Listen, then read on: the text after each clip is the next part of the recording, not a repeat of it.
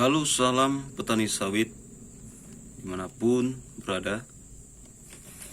Saya ucapkan terima kasih banyak yang setia mengikuti channel kami. Juga yang baru bergabung, juga saya ucapkan selamat bergabung.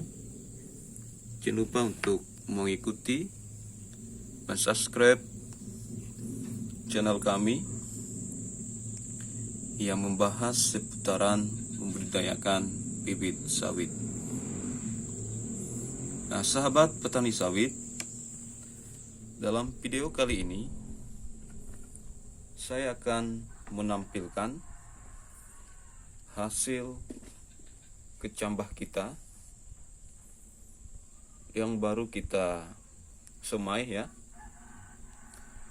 Mungkin di video sebelumnya, mungkin teman-teman dapat mencek di playlist yang bertemakan bagaimana cara menyemai bibit sawit. Mungkin di situ di playlistnya sudah tercantum, kan teman-teman dapat mencek ya.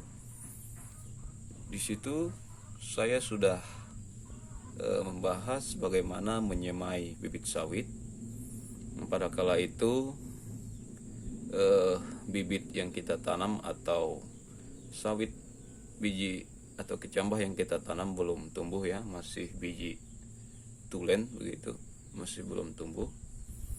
Dan saat ini sudah tumbuh ya teman-teman, dan saat ini sudah tumbuh. Kemarin saya menyemai bibit tersebut 1 bulan yang lalu ya. Artinya bibit yang ada di depan kita ini sudah berumur 1 bulan begitu teman-teman. Dan informasi dari saya, bibit-bibit kita ini atau kecambah kita ini yang saya kembangkan ini, yang saya tanam dalam 1 bulan kemarin, ini berasal dari berondolan yang seperti istilah kita yang berasal dari kentosan atau bibit liar ya.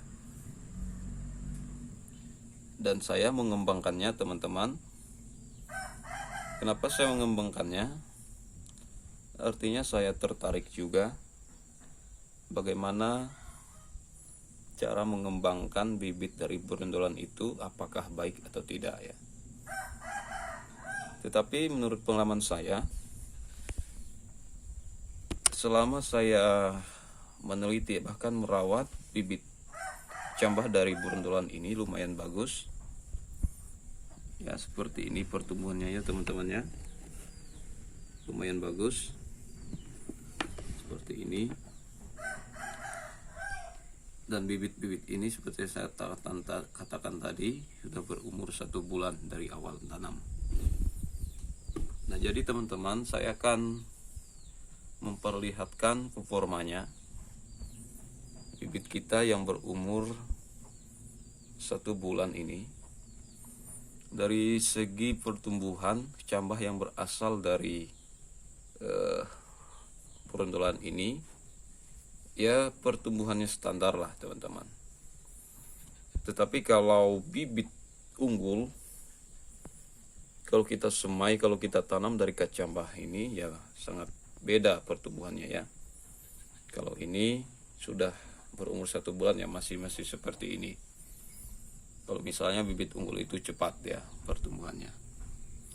Nah, jadi teman-teman, seperti inilah pertumbuhannya ya. Artinya tunas-tunasnya baru muncul. Dan di sini tunas-tunasnya baru muncul, bahkan di sini sudah ada yang besar.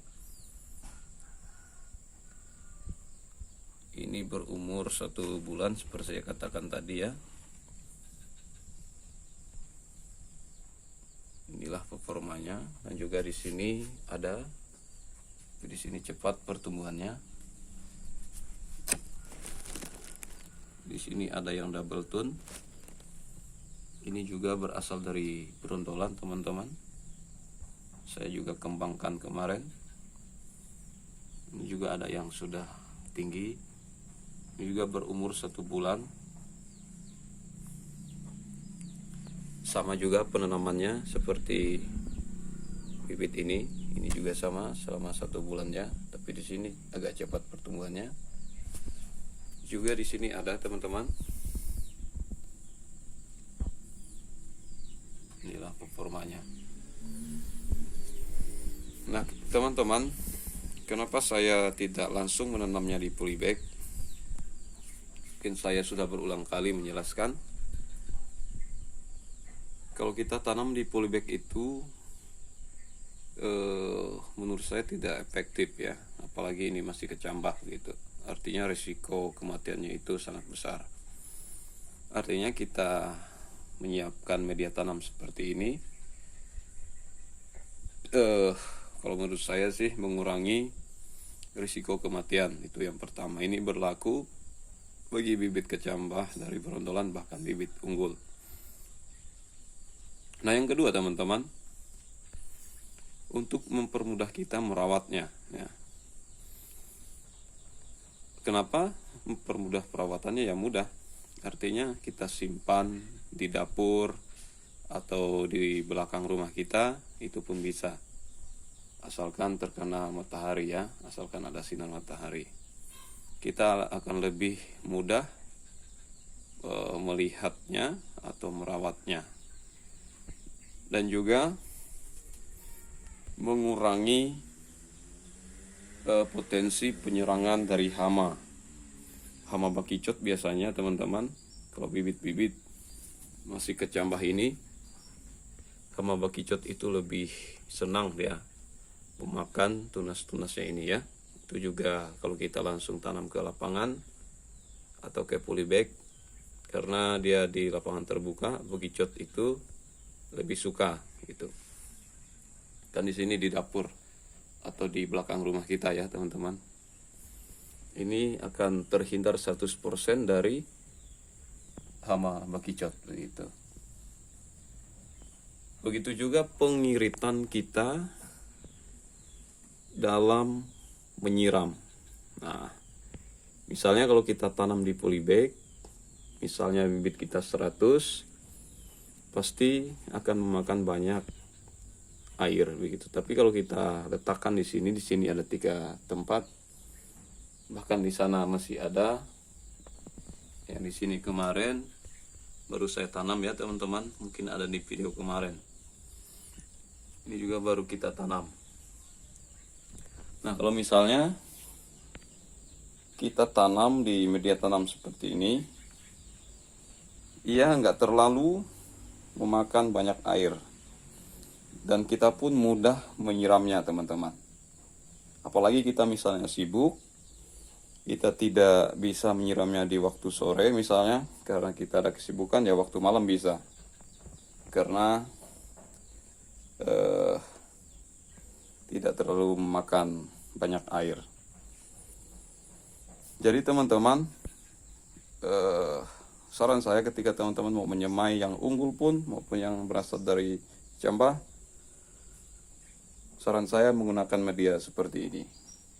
Artinya kita akan mendapatkan keuntungan menyemai bibit dari media yang kita siapkan ini. Begitu juga teman-teman, misalnya kalau kita tanam di polybag atau kita letakkan di tempat terbuka, bibit ini juga berisiko mengalami kematian dari sinar matahari. Kalau kita tidak bisa mengimbangkan sinar matahari, ini juga berbahaya. Begitu juga misalnya di polybag itu, karena hujan tidak bisa kita atur, kadang sore, malam, bahkan pagi. Nah jadi bibit berlaku bagi kecambah ini, bahkan dari kecambah unggul, berisiko juga kelembapan itu juga bisa mengakibatkan kematian. Jadi kalau misalnya di media tanam seperti ini, kita bisa menyesuaikan kelembapan tanahnya. Kalau masih lembab ya jangan disiram begitu ya. Kalau misalnya tanahnya sudah kering ya baru kita siram. Nah, jadi kesimpulan saya inilah perkembangan bibit atau kecambah kita berasal dari perondolan berumur 1 bulan ya. Sangat subur-subur pertumbuhannya.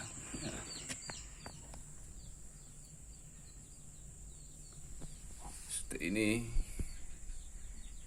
Jadi teman-teman, mungkin ini saja video dari saya. Mungkin video selanjutnya atau perkembangan kecambah ini juga akan saya tampilkan di video selanjutnya. Dan rencana saya mau memindahkan bibit ini ke polybag sekitar 1 bulan lagi gitu, tergantung pertumbuhannya. Nah,